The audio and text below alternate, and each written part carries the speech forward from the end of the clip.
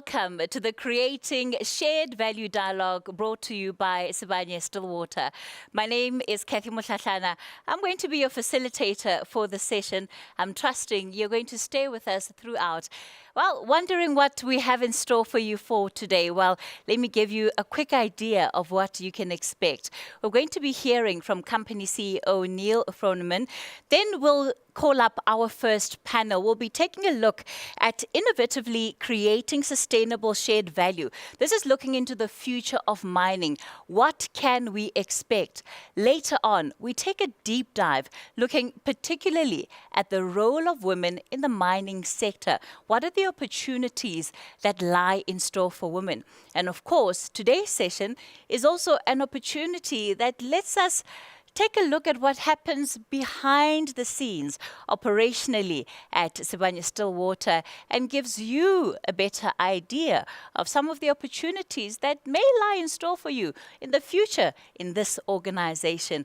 Like I said, plenty for you to get your teeth, to sink your teeth into as we get into the conversations. We'd love for you to be part of the conversation and also tell us what you're thinking. What are the questions that you have for our panelists as we get into our session?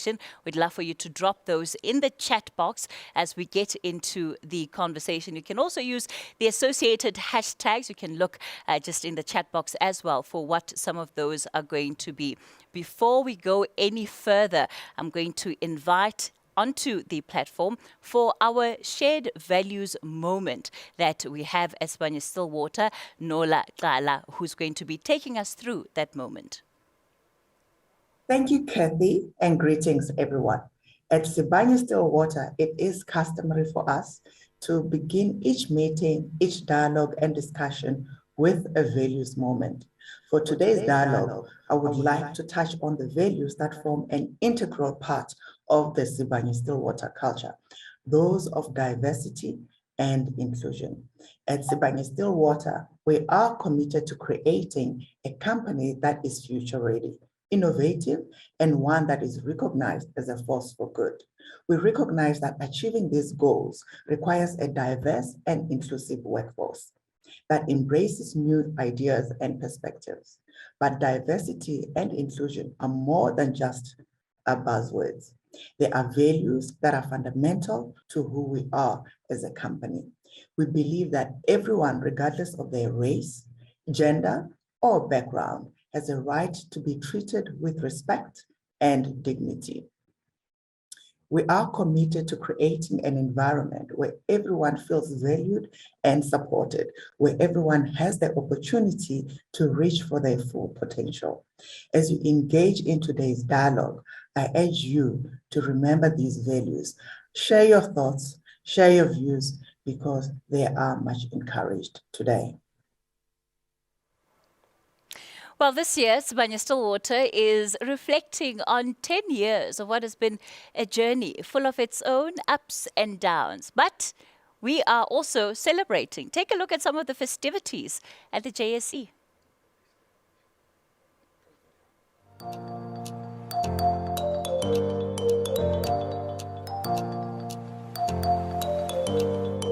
My name is Neal Froneman. I'm the CEO of Sibanye Stillwater. This is the culmination of a 10-year journey of implementing new business models, new philosophies that have become recognized all over the world. We talk of stakeholder capitalism, a shared value for all our stakeholders, and it's been a wonderful opportunity to showcase what that means and how it can be so uplifting for all our stakeholders.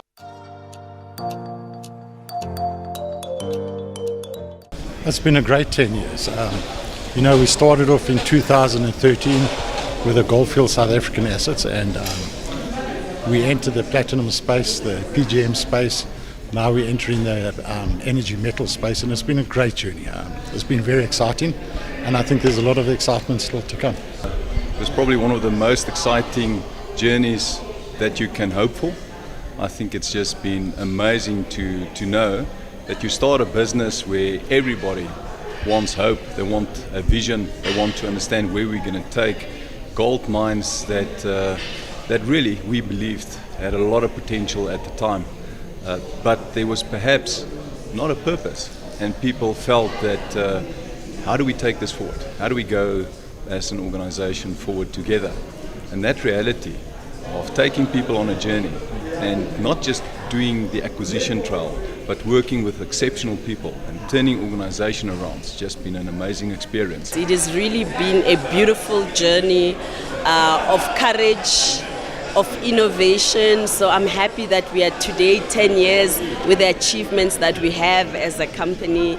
And as I reflect forward, I just honestly wish that all our stakeholders can come together with us on a journey of making Sibanye not only the biggest company in South Africa, but the largest and most responsible miner in the world.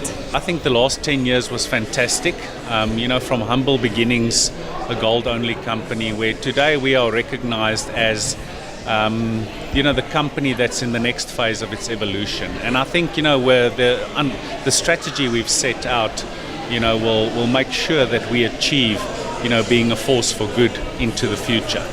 Specifically, more recently, our entry into battery metals. I think that just bodes well for the future. What an exciting journey it has been for us as a company. You would know our evolution from gold company, segueing into PGMs, and now for the future, it's exciting that we are on the front edge of green energy metals. So I would say to the stakeholders, thank you for being part of the Sibanye family. And we look forward to a very, very prosperous future, and as we move on to other areas of mining. As they say, it's been a roller coaster ride. I got into the business in 2016, and there's never been a dull moment since then. I think what I like about what we've done as a business is, firstly, we've grown this business almost 13 times in terms of market cap, in a relatively short period of time. But secondly, we've actually taken some huge big bets in terms of our acquisitive growth, and that has delivered value. So in my mind, as some of the 10 years, it's been 10 years of superior tangible value for all stakeholders. Sibanye has really been a story about taking assets that were not loved by other people, that limited lives. I think a lot of jobs were at stake. And today, here we are 10 years later, having taken many of those assets and turned them into a highly successful global business. And for me, that's just really what makes me so proud, is the fact that we were able to amalgamate all of these assets and really put them together, longevity, add life to them, and create a substantial business that's making a real difference in the world we currently operate in. So it's been a great journey. As you know, we started in 2013, but for me in particular, it feels like it's been 20, 30 years for the things that we've done. It's no small feat to amalgamate the companies that we've amalgamated. As you know, we unbundled from Goldfields, but within a year or 2 years, we acquired the platinum assets in succession. Not just small assets, but I'm talking about Aquarius, I'm talking about Lonmin, I'm talking about Angoplat. Now we have one of the biggest SAPGM producers in the world. But also, diversifying geographically was something huge for us. It's not easy to just give a reflection. It's more like a long story because it has been quite a journey that we've been on. I think everybody who's been part of it will know that we've been through a lot of ups and downs, a lot of challenges, a lot of high periods, and a lot of very successful achievements that we've managed that we managed over the time. So it's quite a difficult journey to describe to someone in a very short period, but it certainly has been very, very exciting. It's been exhilarating, and it's been uplifting.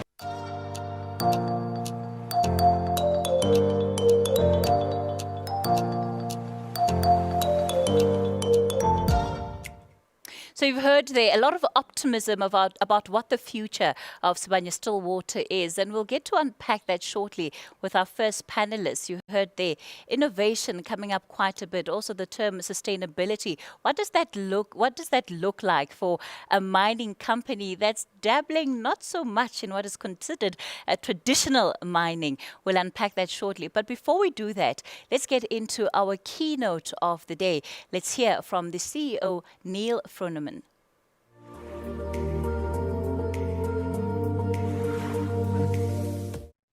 Thank you, Kathy. Ladies and gentlemen, I welcome you to Sibanye Stillwater's interactive dialogue on our strategy to drive innovation and develop new technologies to create a richly diverse and inclusive mining industry of the future.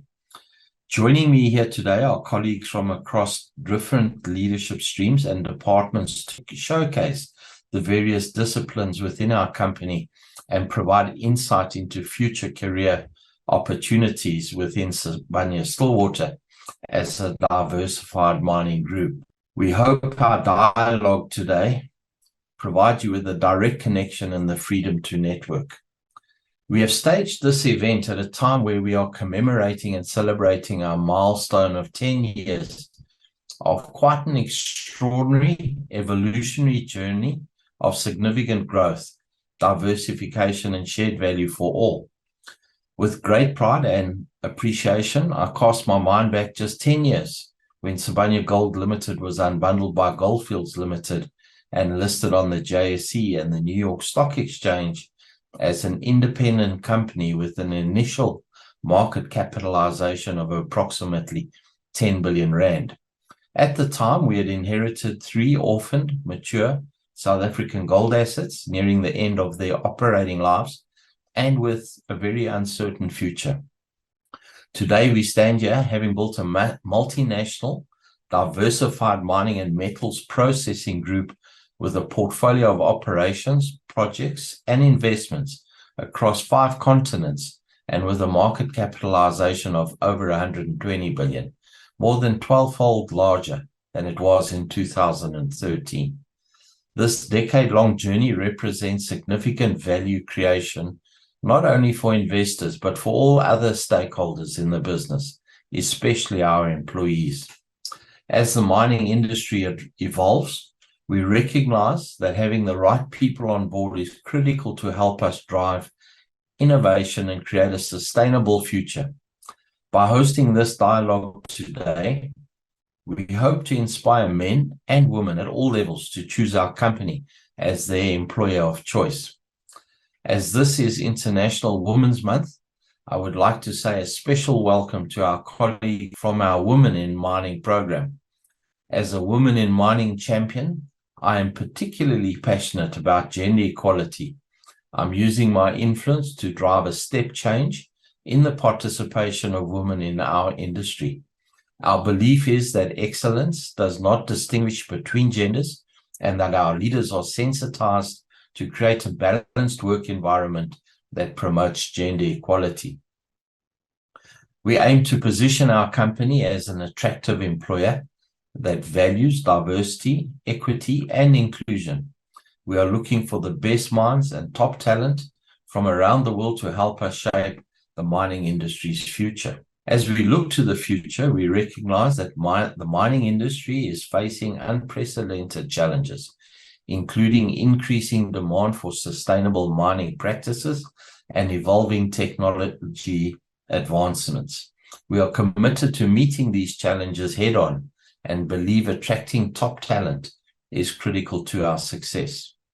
We offer exciting career opportunities across various disciplines, including engineering, geology, environmental science, medicine, finance, and many more. Our company culture is built on teamwork, collaboration, and a commitment to excellence. We encourage our employees to be innovative, creative, and proactive in their approach to work, and we provide them with the support they need to succeed. Our commitment to sustainability is a core value that guides our business practices. We recognize that our industry has a significant impact on the environment and the communities in which we operate. We are committed to mitigating this impact and are proud of our efforts to promote sustainable mining practices that prioritize the health and well-being of our employees, the environment, and the communities in which we operate. In addition to exciting career opportunities, we offer competitive salaries, benefits, and opportunities for growth and development. We believe in investing in our employees and providing them with the resources they need to achieve their full potential. Sibanye Stillwater's unique global portfolio of green metals and energy solutions, combined with its commitment to ESG, sustainability, social responsibility, and innovation, position the company as a leader in the mining industry and a driving force for positive change.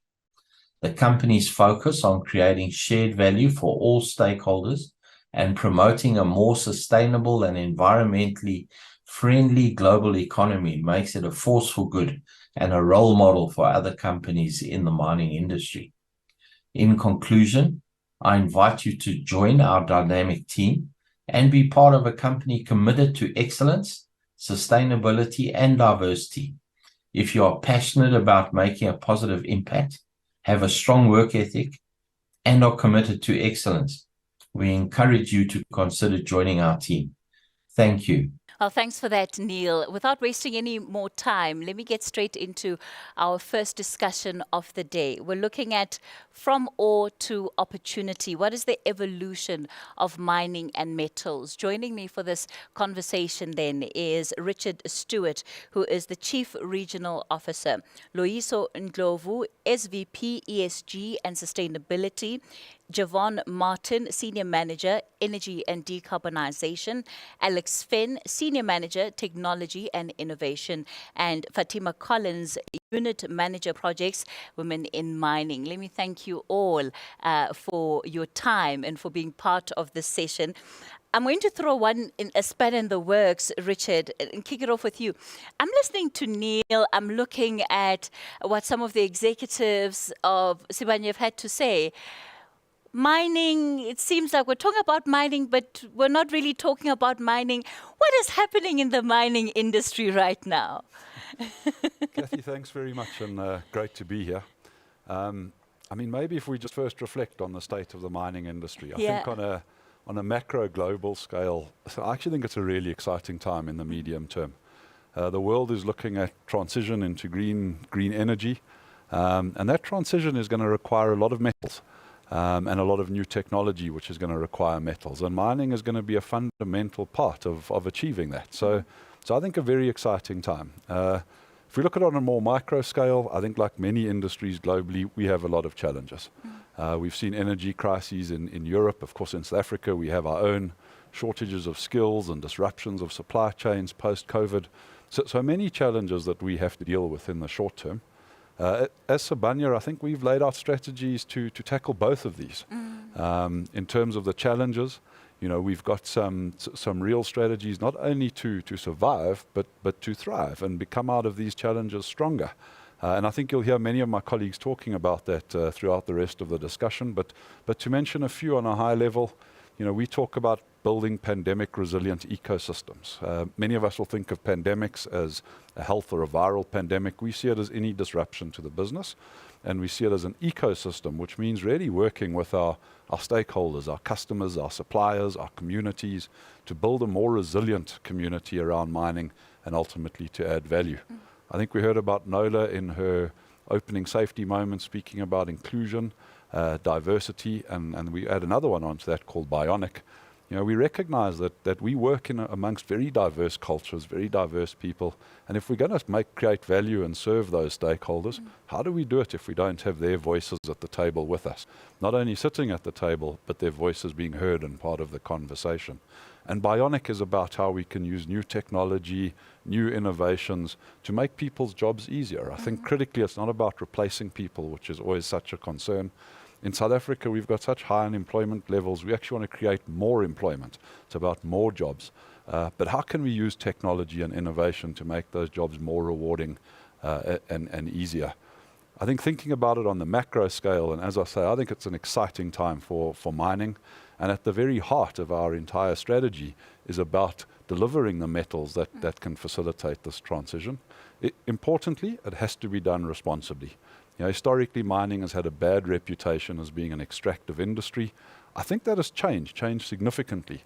Whether it's been just because we know it's the right thing to do or forced to do, the fact is mining today has a huge impact. And as a company, our very ethos is about how we can create value for all stakeholders in all areas we operate. And to put that in very simple words, it means we want to extract metals that are going to assist the world, and we want to, while we're extracting those metals, add value to the stakeholders in our ecosystem, and when we leave, make sure we leave an environment and a community that is in a better place than when we arrived. So Jevon, exciting times. Jevon, is the future now mining and metals? Is that what we're likely to see going forward? I think it's mining, metals and energy. I think that at a global level there needs to be a global response to climate change. Climate change is the long-term change in weather patterns and temperature, and that poses a global risk to the environment, societies and economies. And as an individual company, we face a number of these different risks to ourselves. So you face physical risks in terms of extreme weather events. We need to build, as Rich said, resilience to these types of events. We can expect more frequent, more intense storms, droughts, heat waves, etc. And we also need to build resilience to the transition at a global scale, and that's where I think energy and mining come together.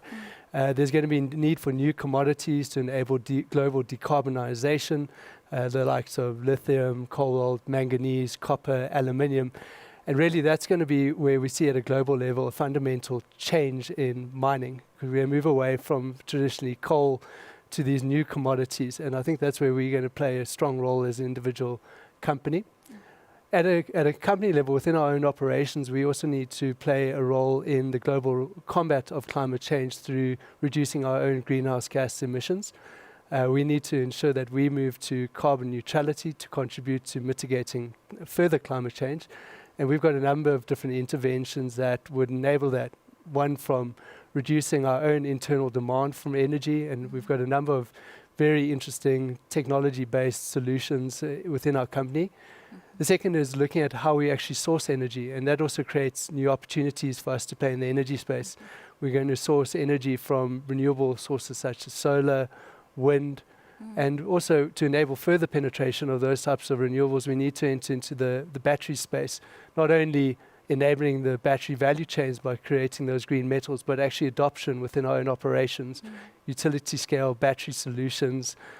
And then we also need to enable electrification. And at a global level, electrification is going to be one of the primary levers to reduce global emissions through the adoption of, for example, battery electric vehicles. But within our own operations, we're already doing that. We're trialing battery electric vehicles at the Batapela operations, Burnstone, East Boulder in the United States. So I think these things combined, it's creating a changing landscape for mining, and I think Sibanye is right at the heart of it and driving it. So I think it's a very exciting time for us as an organization. Sure. Richard, I'm going to come back to you to sort of build a foundation from where we're going to get into the rest of this conversation. Is this the green portfolio? What Jevon has been talking us through, is this where Sibanye Stillwater is now? And talk us through this green portfolio that you, as an organization, are building on. Thanks, Kathy. I think, and maybe I can share the evolution of where it's come from. You know, the green portfolio is, as I say, it's really our purpose is about global sustainability. And ultimately, this green portfolio is about how we as a company can utilize our strengths to contribute to reversing climate change. I think when you look at building any new portfolio or any strategy, you know, what you critically need to do is really understand what the world needs and wants and what strengths you have to deliver into that. As you heard from the earlier videos, we actually started out life as a gold company and transitioned into PGMs, platinum group metals. Now PGMs in their own right are green metals. You know, they control emissions from exhaust in automobiles, and they'll play a critical role in the hydrogen economy as we move forward and decarbonize, moving away from fossil fuels. As part of moving into the PGMs, we did a lot of work on the market and in particular studying automobiles. And through that, we recognized that battery electric vehicles were going to be a growth market and part of the solution moving forward. And so we decided to understand better battery metals and focus on that. Our initial focus was on lithium and nickel, and as you've seen, we've grown that portfolio. We have a project in Finland now called Calibre. That will produce some of the greenest lithium in the world, given that it doesn't have to transport the metal far. It will be used in Europe. And also they work off renewable grids in Finland. So green metal, we've done a similar acquisition in the US, in Nevada, called Rhyolite Ridge. But I guess then as we moved through that, we also recognized that it wasn't just about battery metals, but actually about the entire transition into green energy and how we can decarbonize the globe. So we moved from PGMs to battery metals into green energy. And I think what we've learned from our PGM space is that we've worked a lot with our downstream customers, ultimate end customers, as well as fabricators or whoever beneficiates the metal, where together we can develop solutions and technologies that the metals need in order to benefit both customers and the globe as a whole. And that's what we mean by energy solutions, is how can we work better with those end customers to develop this. I think critically when we talk green, it's not only what we mine, but how we mine. And there we've looked very carefully at what we call the circular economy. And the most greenest metals you can mine are those that actually have already been mined. So that is retreating surface dumps and tailings material. We do that extensively in our gold operations with DRD. We've invested in a company in Australia to do it with zinc called New Century. And we also do our own surface processing with our PGM operations in South Africa. And then, of course, recycling. So what metals are already in the system that we don't have to mine, but can reuse? We are the world's largest PGM recycler. And we're doing a lot of research into how we can recycle battery metals as well. So the green portfolio really is about an evolution of understanding what the world needs and how we can utilize our strengths to deliver into that. Loyiso, this is also where you come in, right? Because you have to keep the company in check in as far as the governance principles are concerned, where the environmental and the social and the governance strategies are concerned. Yeah, keeping it in check. I mean, I don't know if I do that, and I'm sure they wouldn't be enthusiastic to hear me saying that. But in truth, the role that I have, I think, in sustainability has really moved from being a central part of the strategy. I mean, all of the areas that Rich has talked about, that Jevon have talked about, are fundamental to sustainability. We've effectively moved our business to say, what is it that we would like to see out of this business over the next 50 or 60 years? And we want to see a sustainable and responsible company. So my role has been very much around strategy and around looking. And then the second part of it has been about embedding it. How do we make sure that when we make the decisions around how we understand the business, what we would want to see out of it, that those are decisions that are made every single day. Rich talked earlier on about every single portion of money that we invest, we have said has got to benefit more than one stakeholder. We've said that when we make decisions about where we mine, how we extract, that it can never be a singular decision. It's got to be a decision around how does it affect us and how does it affect other people. So my role actually has become far more about facilitating decision making, around making sure that when we do make decisions as a business, that we make decisions holistically. We make decisions as part of an ecosystem, and then off the back of that, we're able to tell our story. I always say that part of really what makes us, I think, unique is that we would want to be able to tell a story rather than tell people, these are the returns that we've provided. The minute we're able to say, visualize a town in Mpumalanga where 70% of the resources there are feeding renewables, where the young people that are employed in that town actually are able to not only manufacture, but are able to maintain renewables, as an example. And actually, that whole market is not dependent upon us being there, that it is through the work we've done that we've been able to recreate other industries. That's why we're there. So my role really is yes, I keep them in check, I would guess, I think if you were to ask, but more than that, it is to help us think more about how we should be doing more with what we have as we undertake our work. Richard mentioned something very important about the mining industry not having a good rep when it comes to environmental impact and really just the state that mines have left communities in. The introduction of the metals and energy space, as Jevon has put it. What do you see the opportunity there being? Because I think it could well be an opportunity to do things differently. Absolutely. Absolutely. And it is that opportunity that we have embraced as the way we do things, as part of our DNA. We've been very deliberate in saying that it is not just about what we take out, but what we do with what we have in order to not only build our business, but to leave a legacy for other people behind. And I always use an example of some of the ideas that we think about. What would it be if we were to leave a dam in a specific area?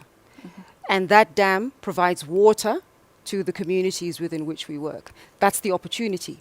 The opportunity is, how do you leave something that strengthens your area of work? The opportunity is, how do you take the work that we've always been doing and use it to build economies? How do you use it to build a world that is better than what we have? And that's what we've done. We've been very deliberate in wanting to not only benefit ourselves, but how do we do more with what we have, with our assets, with the people, and with how we extract benefit from the mines that we have. Alex, based on what we've heard so far, and I'm looking up in this auditorium and I see innovation as being one of the key values that you have as an organization, doesn't seem like there's a shortage of innovation in this business. So how do you ensure that you stay ahead and ensure that, this company leverages on the great ideas that are coming about? And how do you know what is a great idea, really?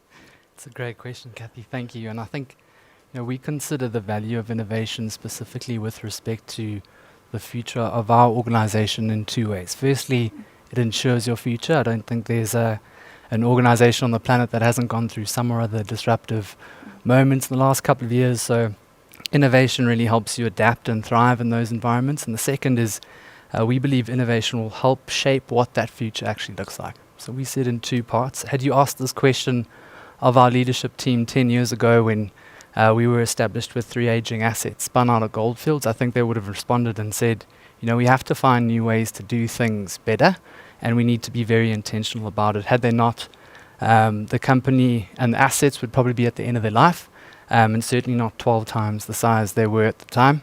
And that's what innovation means to us. We intentionally find new ways to do things better. Fast forward to today, we aspire to see similar growth, and that growth could be beyond mining. So that's going to require us to continue to do things better, to do things differently, but also to do different things, and to remain intentional about it. And we are intentional about it. We've recently renewed our focus on innovation. We've gone as far as to include it as a value, which for us is a significant step because we truly do live by our values. But what we want to do is embed something that contributed to our past success into our organizational DNA as a way of life, as a culture that's aligned with our values, supports our vision, our purpose, and is obviously driving towards that strategy.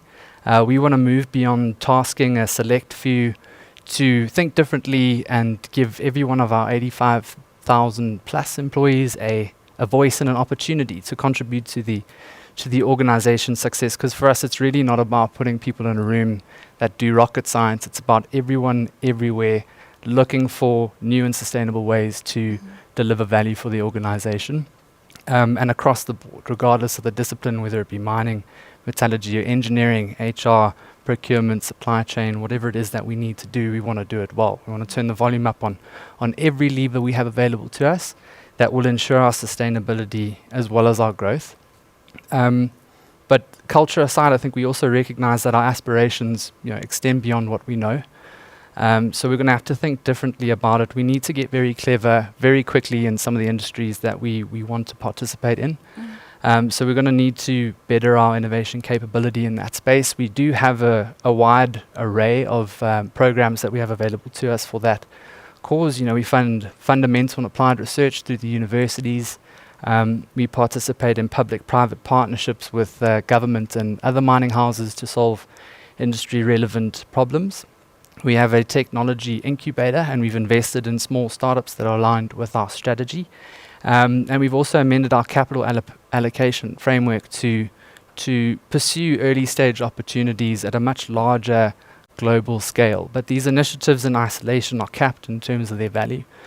So we're looking at how we can consolidate, optimize, and scale some of these initiatives to maximize the benefit of our innovation investments. Extend our internal culture externally, and better leverage broader communities of intelligence and ecosystems to solve global sustainability issues through our metals. So if we go back to the question, the value of innovation for us is twofold. Again, you have the culture, which helps us sustain the business that we are today, but we also have the capability as an organization to build the business that we want tomorrow. It sounds like you're casting your net wide. Are you having to do a lot of convincing about what you're trying to achieve? So, yes, we're a mining company, but we're looking at metals, we're looking at energy, and come and join us because you're the best mind in metals, or you're the best mind in energy, and we need you to be part of us, not in the energy space. It depends who you're trying to convince. I think internally we don't have a problem. We've got an incredibly progressive leadership team. Sure. It's absolutely phenomenal to be a part of the business that is driving towards global sustainability solutions, having leveraged something that was very small into something that is incredibly large. I've been a part of the company for 10 years, and it's been easy to convince people to do different things. I think where it does get tough is in the outside environment. We do have a very progressive outlook. But having said that, we've got a phenomenal track record. So I don't see why there should be doubt in our ability to evolve to the extent that we want to evolve. Given the organization we are today, the talent we have in the team, and the objective we set ourselves. It is progressive. It is quite aspirational, but we had the exact same aspirations 10 years ago, and we seem to do very well since then. So, Fatima, easy to convince people, easy to convince women? With innovation and our diversified portfolio, it's a lot easier now because what we're doing now is actually making room for women in an industry that was physically taxing for them. For example, we've been speaking a lot about the battery-operated vehicles. So we've got battery-operated semi-autonomous LHD, which is revolutionary for us because what this does is we have 2 female operators operating from surface. So they don't have to go underground to operate this traditionally difficult vehicle. And it makes a huge difference when it comes to pregnancy, breastfeeding. What we have to do is get women out from underground and find them surface jobs. But now, through technology, through innovation, we can modify our equipment and our tools and make it more inclusive. I think it's tremendously attractive for women to come into a business that's so forward-thinking.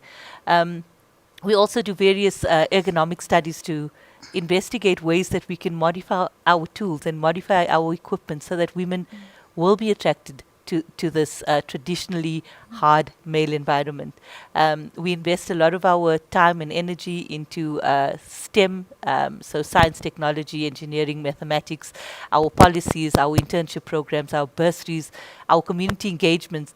We encourage women to come into this environment, and we believe that through innovation and technology we'll be able to get more women joining the mining industries. And because of our diversification, you don't have to be in mining and processing. There's different fields, as we've heard, Neal talking about.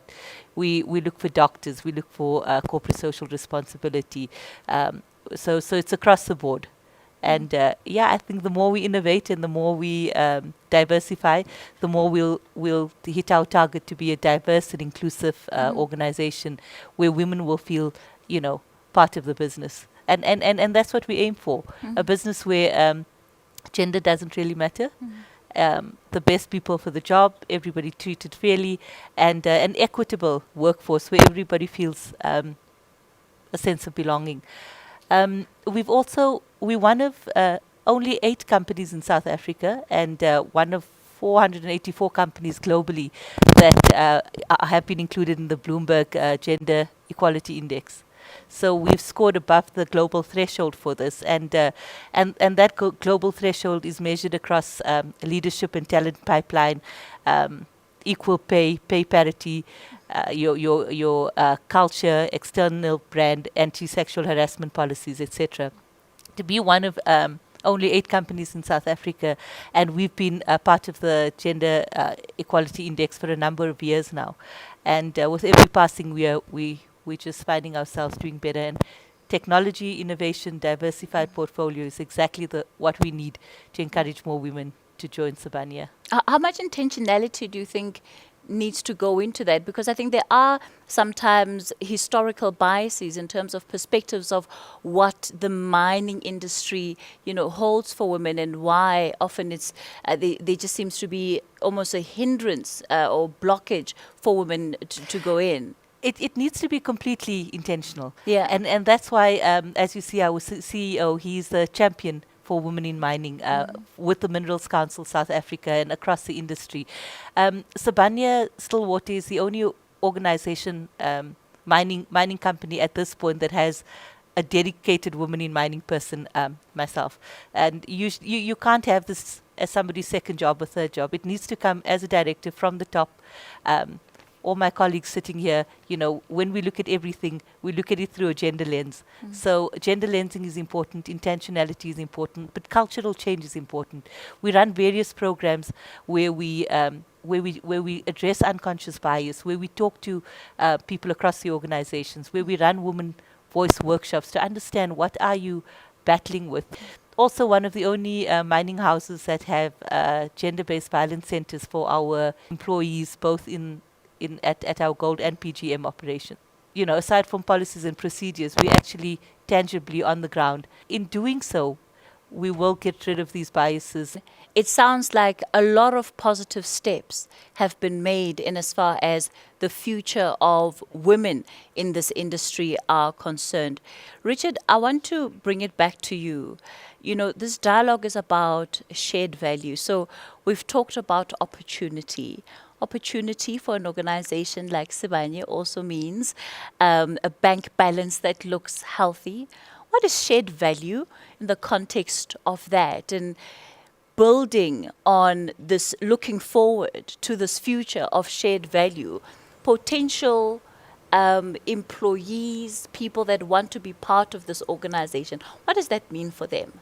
And communities, by the way, who will also have Sibanye operating in their backyards. Kathy, absolutely. It's a great question. You've raised 2 critical points there, shared value and balance sheet. And let me maybe touch on both because they are clearly linked. I think in the mining industry, or in fact in industries generally today, there's the word ESG. That's an acronym that has now become popularized. And I think many people think it's a new business initiative or imperative. It's not. I think as a company 10 years ago, we developed an ethos that was about shared value. And let me perhaps explain to you. We use a tree. You've probably seen it around if you've looked at our company. But a tree to explain how we think. And the roots of that tree are our values. The trunk of the tree is the people in the company which really make it strong and ultimately deliver on what our core business is, which today is mining and branching out into energy. And then the canopy of that tree is our stakeholders. And interestingly, 10 years ago when we developed this, one of the stakeholders was the environment. And we talk about communities, we talk about employees, organised labour, government. So a lot of work and thinking that went into who those stakeholders. Now, if the tree is successful, and in a business sense, successful means it makes a profit. So to your point on balance sheet, if it's successful, that tree will bear fruit. And the fruit is the value that we end up sharing with stakeholders. So for suppliers, that means having sustainable, reliable business partners. For government, it means taxes. For employees, it means a better, sustainable working environment. For communities, it means upliftment. And we've taken a lot of time to really understand what that shared value means. But fundamentally, you have to be profitable to get there. And in fact, that has translated into what we call our capital allocation framework, which is how do we spend our money? And simply put, it's quite a complex framework, but very simply, we spend money on investing for the long term. We then look at how we share that value, and that is across all the stakeholders, dividends to shareholders, investments into communities, etc. And then what we look at is how do we invest into long term, as Alex mentioned, the R&Ds, almost the venture capitalists, to really think about how we're going to unlock a new and better future for us. So it's completely about balance sheet being healthy and about how we can share that. Today, shared stakeholder value is a known concept. When we developed this concept, at the time it was still all about shareholder returns. So I think as a company we've recognized early on, before many of our peers, that is the purpose of a business, is to ultimately exist in an ecosystem and uplift that entire ecosystem. And it's at the very heart of how we operate. All right. We're getting ready to round up this conversation from ore to opportunity. I'm going to give each of you an opportunity to give me your parting shot. Loyiso, I'm going to kick it off with you. I think for anybody that is thinking about a place to develop your passion, a place to do the best with the skills that you have in a way that doesn't only benefit you, but that benefits outside you, then I would definitely come to a place like Sibanye. We've made it our business to make sure that wherever it is that we are, we make a fundamental difference to everybody outside us. That's who we are, and that's what we're about. Jevon? Yeah, for me, I think there's three parts to it, and Alex mentioned leadership earlier. So I think firstly, within Sibanye, you get exposed to some of the best leadership in the mining industry, if not the world. And then Loyiso put it that we are striving to do the correct things, making a positive societal difference. I think the thing for me that's probably the best thing about Sibanye is being able to make a positive individual difference. Everyone has a role to play, and you can partake in it, you can bring innovative solutions to the table, and you can make a positive difference alongside Sibanye and your colleagues. Alex? Two polite for parting shot, so rather a gift. But yeah, I think probably similar sentiment to Jevon. I have been fortunate enough in the role I'm essentially paid to do all the fun stuff. But I think going forward, as an organization, we intend to open that up broadly within the realm of good governance, of course, and risk mitigation. But it is a place in the future where people, regardless of what you do or where you are, will be heard. And the contribution that you make, regardless how small and granular it might be, really does talk to a much broader purpose and vision, and a really good contribution to global sustainability. So I think working for Sibanye Stillwater is an opportunity to actually do something about what's happening in the world today. I'm certainly hugely appreciative of the opportunity myself, and I think anyone who has the fortunate advantage of participating in our business, regardless of whether or not be internally or externally, is sure to benefit in multiple ways from that. All right. Fatima? Thanks, Kathy. I'd like to say that we have a deep respect for people at Sibanye, and we recognize that whether those people are internal or external, our internal or external stakeholders, we value our people, and particularly women. We have done remarkable initiatives to support women in the industry, not just in Sibanye Stillwater, but across the industry. And I'd say if you're a woman that's looking to come into mining, Sibanye is the place to be. And I think we need to encourage the girl child, the women of the future, to consider the mining industry as a place that is open to women, and to change the mindsets around mining for women. Thanks, Kathy. I tell you what, it's not every day that you hear people speak so amazingly about the companies they work for. I mean, after this session, I might even pop in my CV. I'm not sure. I didn't pay any of these people to say what they're saying about this. Richard, do you also want to put your parting shot in there? Oh, thanks, Kathy, and I look forward to getting your CV. I think when you think about our purpose as a company is about global sustainability, and our vision is about creating value for all stakeholders. Absolutely, mining is one of our core capabilities that we leverage off to make a difference, and it's something we do responsibly. But it's about a company that's worth so much more than that, and it does so much more than that. So if you're looking to make an impact, leave a legacy, and improve the world you live in and the people around you, this is the place to come and do it. That is what we embrace, and that is what we live for. All right, there you have it. From ore to opportunity, the future of the mining industry, at least in terms of Sibanye Stillwater and where it is the organization is looking to go, particularly in the metals and energy space. So it's mining, metals and energy, as Jevon earlier told us. That's where we leave it for this particular session or this panel. Of course, we are going to continue with more discussion. Coming up next, we'll be looking in particular at the role of women in the sector. Fatima touched a little bit on it, but of course we know that the challenges go a lot deeper than that. So we're going to be profiling specific women who are in the sector, finding out what are some of the challenges that they're still having to deal with, how have they overcome them, and where do they see the opportunity for themselves and potentially for other women that they can take advantage of. So do stay tuned for the rest of the sessions that we're going to be holding for you.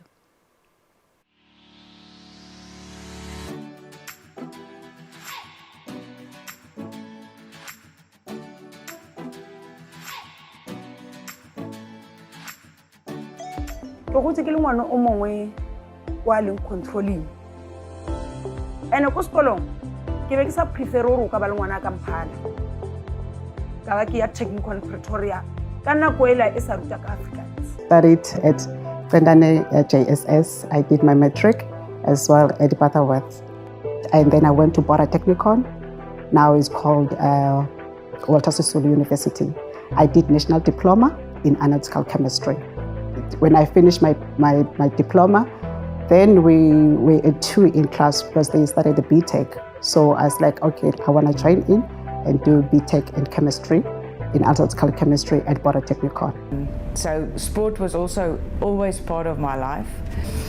And in high school, I went to the technical side of everything. I had motor mechanics as one of my subjects. And at the age of 16, I've decided to go out of school, which was a mistake that I've made. I will remember the time when we were on school holidays.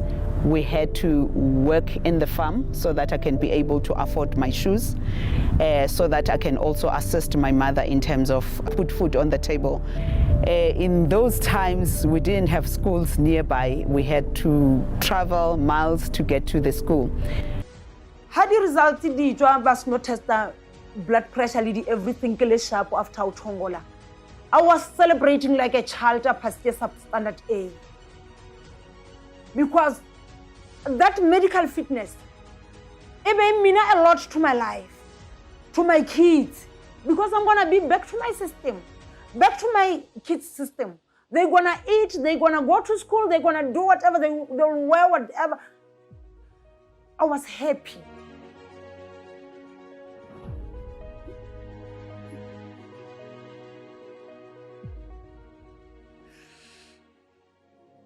Then Kaberek. And first month,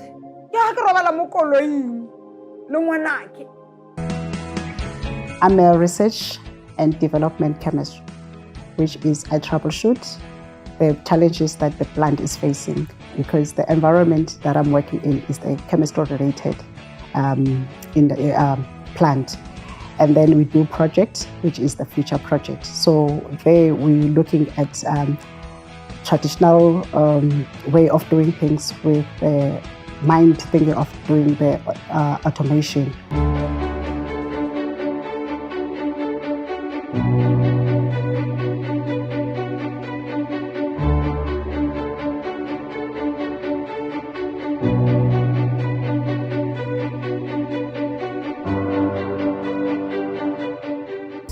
I had septicemia, I had pneumonia, I stopped breathing 3 times, I had tubes in my throat, I had machines on that helped me breathe. And I was in ICU for 60 days and hospital for 75 days. And I came out after that, and that's 5 years back. And then I decided, you know what, that's what I want, that's what I want to do. I'm not going to sit around and wait for something to happen. I'm going to have to make it happen. And that's when I decided to do my payroll diploma, the NQF5. And my years of experience made me qualify for the diploma. So there is a role as well that as a person you need to play to make sure that you craft your development. Let's make women success fashionable. Empowered women empower others. Break barriers, make history. Let us all strive to pave a way for other women when in position of power. We continue with our Creating Shared Value dialogue brought to you by Sibanye Stillwater. We're going to focus now on the role of women in the sector, in particular, how women are shaping the sector as part of our next conversation. Let me welcome, as part of this dialogue, Davi Mostert. He is the Chief Organizational Growth Officer. Thabisi Lepumo, EVP Stakeholder Relations. Werner Swanepoel, who is the SVP Digital Transformation. Lesego Mogeti, the VP and Head of Mining Operations. And Raksha Naidu, who is the Vice Chairperson, Women in Mining South Africa. Well, thank you all for making time to be part of this session. And I must say, it's been really enlightening to hear what the future of this industry is. And the reason we're having a separate conversation to look at, in particular, the role of women in this industry is because this is still where we are, unfortunately. Davi, it's still where we are. We still have to talk about women being included. Why must women be included? Why are they not already included? What is this conversation around diversity that is still so challenging? Yeah, it's a really good question, Kathy. And you would ask why at this day and age. Well, the reality is that you've got to look at this as a journey. You know, it's really an environment that is masculine, that is male-dominated, has been around for 100-odd years. And that is what we're trying to reframe and probably to rewire at the same time. So if you look at it from a perspective of, diversity, diversity has been around for a long time. There's been a lot of studies that was done to determine that organizations that take it on really outperform. They do much better than their competition. And you would ask the question then, why is that then so difficult if gender diversity would bring and add so much value in this day and age? Well, I think the reality is that you've got to take a step back. You've got to understand where organizations come from. And if you want to really change the strategy and you want to change the approach of any organization or industry, you're going to have to reimagine the approach of an organization. You have to reframe the leadership mindset, and you have to rewire an organization. And if you don't do all three of them, and you don't do it at depth and really intentionally, you are going to struggle to make the kind of progress you should. Do you think that because the sector is one that is traditionally male-dominated, then often where you do find women, it is in the roles that are seen as your softer roles. So you find, and I don't know who the head of HR is, but you find often, head of HR is a woman, but then the perceived male roles are often also, then those tend to always be dominated and run by males. I'm using that just as an example to make the point that I want to run through. Yeah, absolutely. I think it's a valid point. In our organization, the heads in the different regions and segments are not necessarily women. They are men. So we are taking a step back here. And, the proof will be in terms of the results that we achieve. So if you think about board level, about 31% of our board members are not men, they're female. You look at the number of people that's been promoted in the last year, 21% female. It should be higher. If you look at the number of new recruits, 28%. You look at the number of bursary students, we have 40%. So the number is growing, but the number is not where it should be. So I've heard from some of the panel members saying we are a good organization, we're a great company, we're moving forward, and I do agree. However, this is the start. We're not at the end of this journey. There's a lot of work to be done in order to redress specifically what you're asking. And so it's not about focusing on the softer roles. If you think about the 40% that is in terms of bursaries, those are the hardcore engineers. That is the aim, that's the focus. And yes, that's why I've said we have to rewire the organization. We have to not only look at the policies, but also the way we work if we want to ensure that we make those kind of deliberate changes. Werner, we talked about the opportunities that lie in the sector and in particular where the company is going. Do you think that is going to, in and of itself, present a different stance in as far as the representativity of women is concerned? Yeah, thanks, Kathy. I mean, it's, as Dawie said, it is an industry that's traditionally been male-dominated, and it's a tough industry. Mining, the perception of mining has always been that it's hard and it's physically intensive. And I guess that's part of the reason why it has been male-dominated traditionally. That's changing, I think. I mean, the technology is fundamentally shifting the way we think about mining.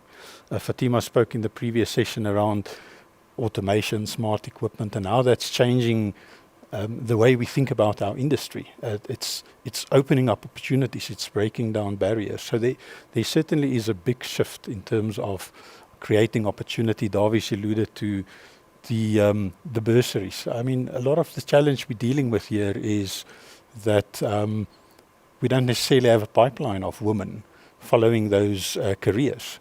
So it's not just about the change we make as an organization, it's also about going further back into the ecosystem. It's about working with our tertiary institutions and even all the way back to school, about exciting women. And it's not just about women, it's about diversity in general and getting those individuals excited about the industry and all the opportunities that comes with it. Thabisile, what do you find are the challenges that are really facing women in the industry, and perhaps you can even speak from your own perspective? I mean, I imagine it must have taken a lot for somebody like you to be seated in this chair today. Yeah, no, it has. Not to put you on the spot. No, it's cool. Look, I've been in the industry for 22 years now, so I've seen the start of it, where women were not really represented, and I've seen the growth in women not just being represented in terms of numbers, but being represented in terms of inclusion of ideas in fields that they are qualified in. And so some of the challenges, obviously, I think, is the perceptions that the public has about the mining industry and what it is. And there's an opportunity for us to obviously change the perceptions, open up the industry a lot more, so that people can see that what was of the mining industry of the past is no longer there. But we need to take into account, if I talk about mining in general, that there are also cultural stereotypes, particularly in the underground environment around women working in those kind of settings. So there's a lot of change management required to enable the men that are working in the mines to appreciate what Dawie was talking about earlier, that actually diversity will optimize our business. And when we start having those conversations, we will then begin bit by bit to change some of the challenges we are facing. But I think the women in the industry as well, as you heard in the earlier panel, need to stand up and tell the stories that if you are capable, if you've got the skills, this is an industry that you can thrive in. And I'm sitting here 22 years later and say it is possible. What's your story? My story is I grew up in a mining town.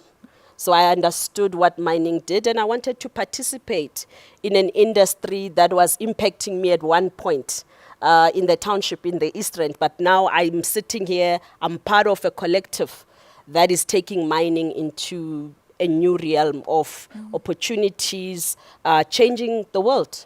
In terms of the stories that you had earlier, where we're talking about energy now, and it's no longer that laborious activity where women would not be included because they don't have the physical strength. We are now having an intellectually based industry that is opening up for everyone who wants to participate in. So I'm inviting women to come and contribute. Lesego, let me put you on the spot as well. What's your story? Okay. I grew up also in a mining town. Okay. So when I looked at opportunities for employment, that's when I chose mining. And, whilst at tertiary, I realized that I do have a passion. And, with an opportunity that I was awarded as a buzzer, I grabbed onto the opportunity and I acquired skills so that I can be competent. And, I enjoy what I'm doing. Okay. Yeah. And what did you end up studying? Oh, I'm a mining engineer. I think I'm one of those that are referred to as the core of mining. And did you ever, today you're wearing heels and you look fabulous. Did you ever work underground? I was actually underground yesterday. I'm an underground employee, so yeah. So we'll talk later about the importance of balancing work and personal life. So when you need to show up, you need to look the part. Absolutely fantastic. Yeah. I love that story because, Tamsile talks about narratives and stereotypes that exist. And in many ways, I've just stereotyped you, right? Because I looked at what you looked at, I'm like, no, but she probably doesn't go underground. And yet you were just underground yesterday. But it's really what a modern woman in mining really looks like. This is what your life looks like, and this is what somebody else's life can look like. This is what a future young girl who is watching, this conversation, this is what her life can potentially be. Raksha, let me come to you and also give you a chance to tell us your story. Well, mine is probably not as exciting as theirs. I got into the industry because I wanted a job. I graduated, I applied for a job, and I got a job. But I think I chose to stay in the industry because of what this industry brings, about the opportunities, how interesting and how diverse the learnings are. And I feel like right now it's probably the best time to be a woman in this industry because the opportunity to make a change in the world is now, and we are the change, which is why we're sitting here, right? And why we're participating in these dialogues. So definitely not so exciting, but it's been 20 years and it's an industry that's just ever evolving, continuously developing, and we keep growing with it, and we become better as a result of the industry that we're in as well. What did you find was most unexpected about the industry for you? Because obviously you came into it almost unexpectedly. Yep. Because that's where you found your job, right? So you probably came into it expecting one thing. What surprised you? Well, on my first day, I remember thinking, I'd just come from university where everything was pretty, shiny, nice, new, and it was normal to be around, girls and boys in class. I walked into this metallurgical processing plant where I worked, and I was one of 3 women. It was myself, it was the secretary, and it was the cleaning lady. And there were just men everywhere. And it was odd. And it didn't seem like something that was even, a thing to me at that time. And that was the most surprising thing, was that the fact that I was a woman made me different. Whereas it was not something I grew up with or I experienced it at university. And here I was thrown into the space where I had to work 10 times harder. And I'm sure both of you would agree with that. We continue to work 10 times harder. And you have to now deal with not just proving competency, but also have the snide comments when you walk past, the whistling here and there, and just being made to feel uncomfortable because you're not one of the norms, in this environment. And that was surprising, the fact that being a woman made me so different in that space. Lesego, Can you relate to that experience? I think I can definitely relate because I also think it's very important for prospective candidates who want to enter the mining industry to be able to manage their expectations versus reality. And that comes with a lot of patience and resilience. Yes, like Rashan said, when I was at university, if you look, I'd studied mining engineering. When I read the prospectus, it really sounds so fascinating. You know, it's not what you see when you get to the operations. So managing expectations versus reality is, you know, going to the science, to their minds, to really observe what is it that I'm going to do. Because when you don't have passion, it becomes a challenge. So as I was studying, going to the mines during my vacational work, I actually enjoyed getting into my one-piece overall suit to go and see what it is that happens. And in that way, I was able to manage my expectations, not that after I graduate, I'm going to sit in an office with an aircon. I actually needed, you know, to develop those technical skills to make sure that the environment is conducive enough for people to work. So, yeah. What role would you say, Thabisile, that has when it comes to the retention of women in this industry? And I suppose, you know, it doesn't matter whether you're going underground or not, but if you're just in an environment where you are in the minority and not necessarily expecting it, it might have an influence as to whether or not you stay or leave that particular industry.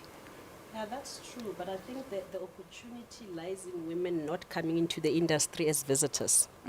When you come in knowing that you've got the skill set, that you're going to contribute into the space, you then carve your own space within that context and you begin to become part of that team.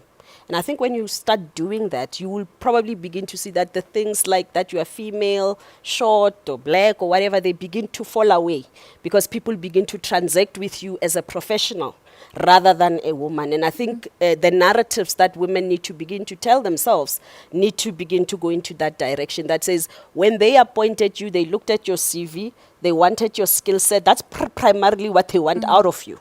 How you then show up with your skill set is what becomes critical in you being accepted as part of the team. And of course, you are dealing with people. Some will accept you just because, you know, for you as an individual, some will not accept you. So you almost need to bring your personal understanding of personal relationships and position yourself in that context, not as Thabisile, the woman who works at Sibanye, but Thabisile, the professional. What role does that play when it comes to leadership positions in particular? I think that plays a very critical role because you need to firstly lead yourself. And when I talk about leading yourself, you need to appreciate that you are bringing something that the organization can benefit from. So that's the first one. But secondly, you are leading people who are reliant on you to set a different example. One of the things I think I did earlier in my career, I thought if I was a little bit macho, acted like the boys, I would be accepted better. And it happened, I got accepted, but I then found that I was an imposter in that context. But the minute I relaxed and accepted that if people want my skills and my services, they are paying for it, and they appreciate me being there, they'll deal with me as an individual. And the minute I then took off my suit of pretense of being one of the boys and just being Thabisile, the girl who happens to work here, it literally changed the context that I was operating in. And when I had battles, I wasn't having battles as Thabisile, the woman. I was having intellectual or professional battles. And that makes it easy to then thrive. And 22 years later, I can say, maybe we need to teach younger women to not come with chips on their shoulders, believe in their own professionalism and their work ethic and their ability to contribute, and then contribute and see where that takes them. Does it make life difficult to manage in the workplace, Davi?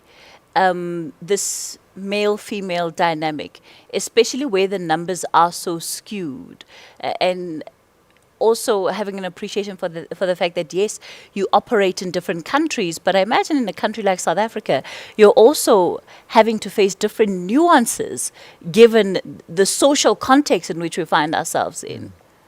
Surprisingly, Kathy, I don't see that as a South African challenge. I in actual fact see that as an international challenge. You know, so whether we go to Finland, to France, or to Montana in the US, we find that challenges are similar when it comes to male, female, and you know, where people work, the kind of roles they accept and they take on. So I do feel that organizations have a higher responsibility to ease the way. You know, we talk so easily about mentorship and sponsorship, but that in itself is not enough. If we are not going to change the hardcore DNA of organizations in order to be a lot more intelligent about how we recruit, how we retain people, and how we get the mix right in terms of teams and the setup in terms of that, we are going to struggle. And again, this is not a South African problem only. I really believe it's international. You know, what I've seen specifically in a knowledge environment at one of our refineries in France are that we've got less female representativity there than on some of our hardcore underground mining operations. So it's a broader problem. And that's why we are prepared to take this on. Because we truly believe that the talent war is real, and we're only really tapping into 50% of the demographics. Then we will become a lot more serious about addressing this. Then, what do you find is the attitude of the men when some of these issues come up? Are they willing to do the work to look at themselves, you know? When Raksha walks in and she says, look, I was just walking down the corridor and somebody was whistling. That's not okay. I'm a VP here. Yeah, Kathy, I mean, people are people. And some people will embrace this more than others. And I think that's the reality of where we're at. And that's why it's also a global challenge. It's certainly not unique. I honestly believe that, and everything I've heard, I mean, that makes me very happy. Because when women come into the workplace for who they are and what they are, and not pretending to be anything else, I think a lot of men are scared. They have respect, and they sometimes struggle to show that respect. But I've certainly seen, and I've been in male-dominated environments also for a long, long time. When men, when they realize that this is different, the level of respect is immense. I think men ultimately respect women in the workplace, even if they have some of these little things they do, and they will go out of their way to carry the woman in the workplace, and even more so when somebody is out of line. So I really think there's an element of men maybe sometimes being scared and not knowing how to deal with it and how to show it. But when they make that transition, it's very real. But can I build on that? And I really need to say that we cannot accept behavior, whether it's male or female, that is not aligned to our value system and our values in our organization. And therefore, if we do have individuals, and I agree with that, and I think it's the minority, but it's real, it does exist, then we have to deal with that. And we have to, as men and women, work together to eradicate that out of our workplaces. We can't have that. Not where we are as an organization. If we are values driven and we believe that we all have a place to add value from an organizational perspective, then we need to sort that out at root. And we need to do that as an organization. Lesego? Yeah, I wanted to also come in there. Yeah. I also believe it's a two-way street. We need to all be able to communicate effectively, and though that comes as well with gaining some assertiveness, some confidence, to be able to communicate effectively to the next person that, the way you treated me or how you react, I do not like it. Because it's one thing to make assumptions, but if you are there and you communicate and you are assertive, but it's also at the right level. And one of the things that I greatly believe in is that as women, we are human beings with equal opportunities, with equal strengths. So when we are in a workplace, before we even look at the gender, we should always be aware and self-aware of ourselves, so that, you know, we treat each other as human beings. Then the gender part and, you know, the fact that we're from different races, it will come in. So it's really about that communication and accepting that we are human beings. We are all there for a common vision. What are the biggest challenges in terms of balancing work life? It's, I would say it's setting, you know, establishing and setting clear boundaries, understanding, you know, what is work and what is personal life.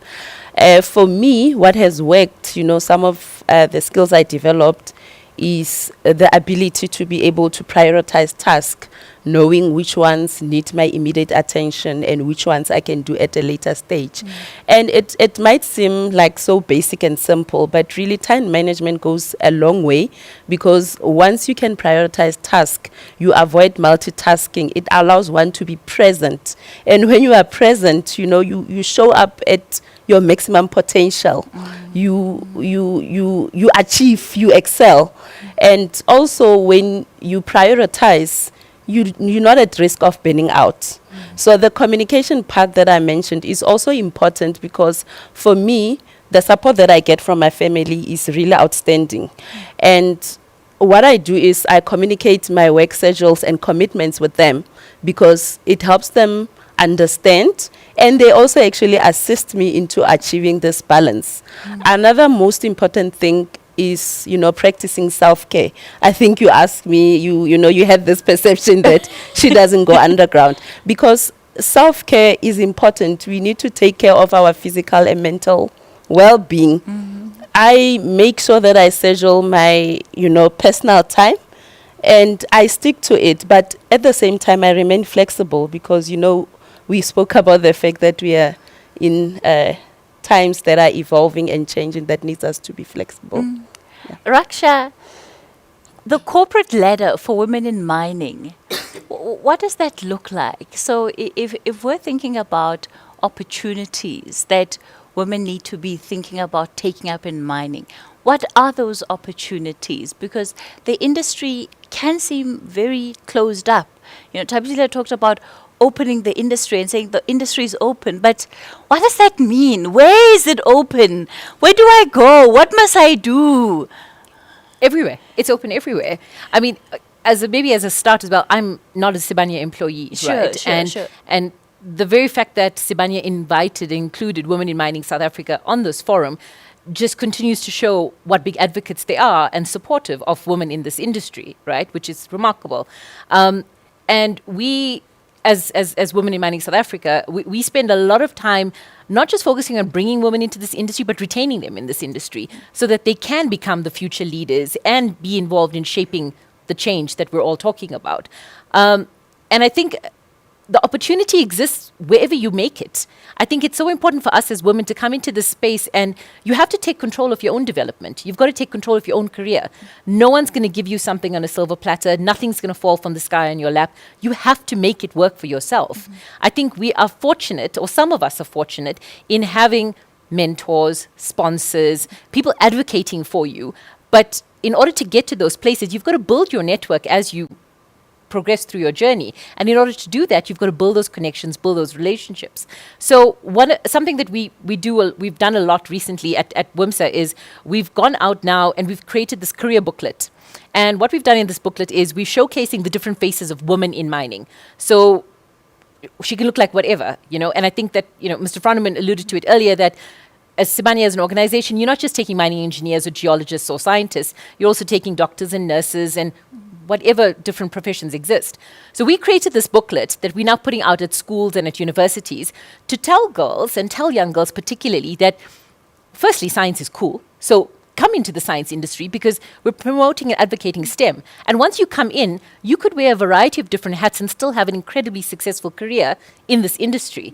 But what you do with it and how we get ourselves ready for this progression is important, because we have a massive role to play for ourselves climbing that corporate ladder. Sure. It's not easy. It definitely isn't. But it's worth it. And it's incredibly rewarding when you get there because, again, we now have an opportunity to pay it forward and help mentor and develop the younger generation such that they don't have some of the challenges that we face through our journey of getting here. So hopefully making it somewhat easier to build the change and create the change so that we don't have a women in mining panel discussion, but we're having a discussion about people in the industry and what needs to happen. All right, we're nearing the end of our discussion. Tabsile, I'm going to give you 30 seconds. How do people, women, access the opportunity? Where is the opportunity? I think with Sibanye Stillwater, opportunities are available on our website, but we also welcome to people approaching us to asking us what the opportunities are and coming to join us and creating this new and exciting organization that we are all part of. All right. Davi, parting shot? I would say that join an organization that is strategically led, and one of our key strategies, and we believe it's a differentiator and will make us different going forward, is an organization that will, in actual fact, take forward an inclusive leadership style that built diversity into its DNA and that will enhance technologies to accelerate our growth globally. All right. We're going to wrap it up on that note. Let me thank you all for your time and for being part of the session. And also for letting me put you on the spot, especially to the ladies, and for sharing your stories as much as you did. I really, really do appreciate it. I thoroughly hope that you have enjoyed the session and taken a bit from their stories. Will you be one of the women that will be shaping mining going into the future? Wonder what your answer to that question will be. That's where we'll wrap it up for this particular session. Thank you for joining our dialogue today.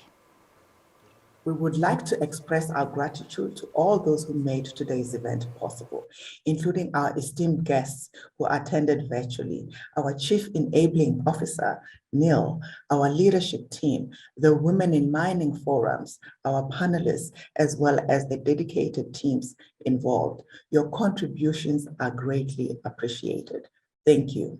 I would like to give a special thanks to Kathy for moderating this dialogue this afternoon. Your excellent facilitation skills ensured that this discussion was lively, it was encouraging, as well as informative.